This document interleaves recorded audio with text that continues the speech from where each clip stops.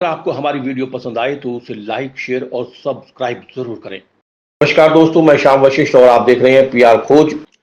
बाबूजी धीरे चलना, बड़े गड्ढे हैं इस राह में। कहीं भरपूर मेहरबानी और कहीं सुविधाओं के लिए तरसाया। शहर के अधिकांश मार्गों की हालत खस्ता हाल हो गई है। सड़कों की बदतर हालत से यहां से गुजरना खतरे से खाली नहीं रह गया। सड़कों पर इतने गड्ढे हो गए हैं कि वाहन रफ्तार पकड़ने के बजाय रेंग रेंग कर गुजरते हैं। सभी एक ही बात कहते हैं कि आखिर इन गड्ढों की हालत कब सुधरेगी। लोगों ने क्षतिग्रस्त मार्गों को नए सिरे से बनाने की मांग की है। सोनीपत से राजधाना रोड पर काफी गहरे गड्ढे हो गए हैं। राजधाना रोड पर आसपास की कॉलोनी के लोग कई बार धरने प्रदर्शन कर चुके हैं, राजनेताओं और जिला अधिकारियों को गुहार लगा चुके हैं, लेकिन रोड बनाने को लेकर उनकी आज तक कोई सुनवाई नहीं हुई। राजधाना रोड पर इतने गहरे गड्ढे हो गए हैं कि दोपहिया वाहन चालक कई बार गिरकर चोटिल हो चुके हैं। आपको बता दें कि राजधाना रोड पर सरकारी संस्थानों के अलावा कई प्राइवेट स्कूल भी हैं, जहां से प्रतिदिन छात्रों के अलावा सरकारी संस्थानों के नौकरी करने वाले अधिकारी कर्मचारियों को इन गड्ढों से दो चार होना पड़ता है। राजधाना रोड न बनाने पर राजधाना नरेला रोड धरना संघर्ष समिति का पिछले 3 सितंबर से लगातार अनिश्चितकालीन धरना जारी है। धरना 35वें दिन भी जारी रहा। धरने पर समिति के प्रधान दलबीर दहिया, राज सिंह सत्ते, सत्यनारायण, राजेश्वर, अशोक सरोहा, वेदपाल दहिया, रमेश सरोहा, हरपाल आदि मौजूद रहे। धरने पर बैठे लोगों ने धरना स्थल पर नारेबाजी करते हुए रोष जताया। धरने पर बैठे रामपति उपाध्याय ने कहा कि राजधाना रोड और राजकीय शिक्षण संस्थानों के मध्य करीब 20 लोहे के खंभे वर्षों पुराने लगे हुए हैं, जो स्थानीय बिजली अधिकारियों की लापरवाही की पोल खोल रहे हैं। उन्होंने कहा कि स्थानीय बिजली विभाग और नगर निगम सोनीपत के अधिकारियों के कारण आम जनता की कोई सुनवाई नहीं है। जनप्रतिनिधियों ने अपनी आंखें बंद कर रखी हैं। आम जनता टूटी सड़कों, बिजली के कारण त्रस्त है। सरकार की नीतियों का पालन सही समय पर ना कर अधिकारी सरकार को बदनाम करने पर लगे हुए हैं। यदि सरकार द्वारा लापरवाह अधिकारियों के विरुद्ध कोई कार्रवाई नहीं की जाती तो भविष्य में इसके गंभीर परिणाम भुगतने होंगे। मेरा नाम रमापत उपाध्याय जी, नरेंद्र नगर सोनीपत से ही हूँ जी। हम पिछले महीने की 4 तारीख की धरने पर बैठे हैं। इसमें सोनीपत की गवर्नमेंट, आप ये कहेंगे सोनीपत की गवर्नमेंट क्या है। पहले हमारा धरना हरियाणा सरकार और सोनीपत सरकार दोनों के लिए था। हरियाणा गवर्नमेंट के बारे में आपको बखूबी पता है। सोनीपत गवर्नमेंट से मतलब है नगर निगम की गवर्नमेंट, जिसमें हमारे निगम आ गए, हमारे पार्षद आ गए, निगम के कर्मचारी आ गए, साथ में हमारे विधायक जी भी आ गए।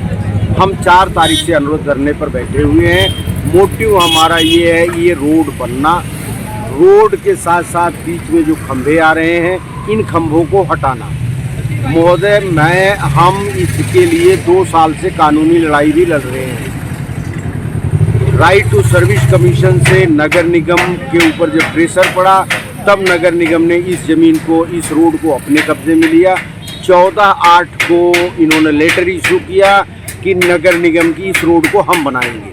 14/8 के बाद महोदय अपने जो निखिल मदान साहब हैं, उनसे फ़ोन पे बात हुई, कहते हैं 17 तारीख को इसका हम रोड बना देंगे। हमारा मीटिंग फाइनेंशियल कमेटी का हो जाएगा, हम फंड्स अप्रूव कर देंगे। 17 को मीटिंग नहीं हुई। शाम को बात हुई तो कहते हैं 23 को मीटिंग होगी। 23 को उनकी मीटिंग नहीं हुई। जब और शाम को कोशिश करने की बात की जाए उनसे, तब से उनका फ़ोन भी बंद था। आप लोग पत्रकार हैं, आप लोगों को बखूबी पता होगा कि उनका फ़ोन क्यों बंद है। और नंबर 1, नंबर 2, उसके बाद और प्रेशर पड़ने के बाद, क्या राइट टू सर्विस कमीशन का प्रेशर पड़ने के बाद कमिश्नर साहब ने ये कहा कि हम 48 आवर्स की मीटिंग ऑर्गेनाइज करते हैं। अगर अपना मेयर साहब नहीं आते तो सेकंड मेयर की देखरेख में हम मीटिंग में फाइनेंशियल कमेटी में आपका अप्रूव कर देंगे। चलो, हमारी मीटिंग हुई तो उनका फाइनेंशियल कमेटी में अप्रूव हुआ। यहाँ पर भी निगम ने गेम खेल दिया।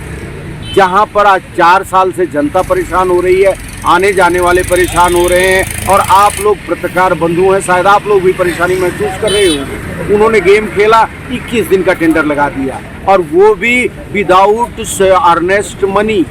अब टेंडर ये 9 तारीख को खुलेगा। 9 तारीख को खुलने के बाद निगम की अगली गेम क्या होगी, वो इसको बनाएंगे या नहीं बनाएंगे। नहीं बनाएंगे तो हमारा धरना 10 तारीख से आक्रामक होगा।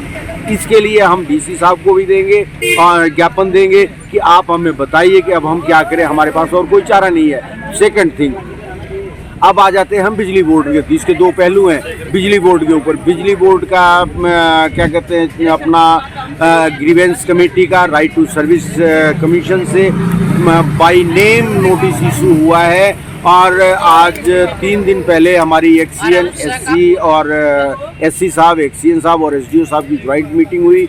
उन्होंने आश्वासन दिया कि हमें 3 वर्किंग डे दे दीजिए। 3 वर्किंग डे का मतलब एक कल का बीत गया, एक आज का और एक कल का।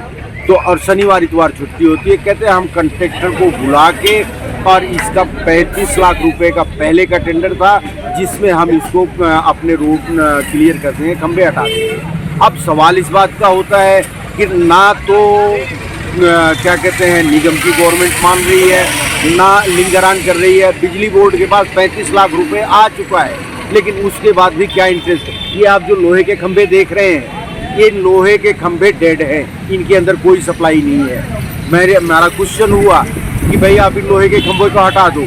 वो कहते हैं हमने स्टैंड बाई रखा हुआ है, हम इसे इंस्टॉल करेंगे। इंस्टॉल करोगे भाई, मैंने पूछा कि आप लोहे के खंभे इंस्टॉल करोगे या इसके बदले कहते हैं ये तो हमने इंस्टॉल करेंगे। तो बताओ भले मानस, तुम इसको इंस्टॉल जब नहीं करना तो इसको हटा के एक तरफ करो। रोज एक्सीडेंट होते हैं, क्या कहते हैं, मरने से लोग बचते हैं, लोगों के हाथ पैर टूट चुके हैं। आज धरने का कौन सा दिन है जी? आज 5 तारीख हो गई, आज धरने का 33वां दिन। ज्ञापन इसका बिजली बोर्ड के एससी को भी दिया हुआ है। हमने इनको by name XEN SC SDO इनको राइट टू सर्विस कमीशन से नोटिस हुआ है। जहां तक आपका ज्ञापन देने की बात है, ज्ञापन का मतलब तो तब हो जब इनके नॉलेज में ना हो।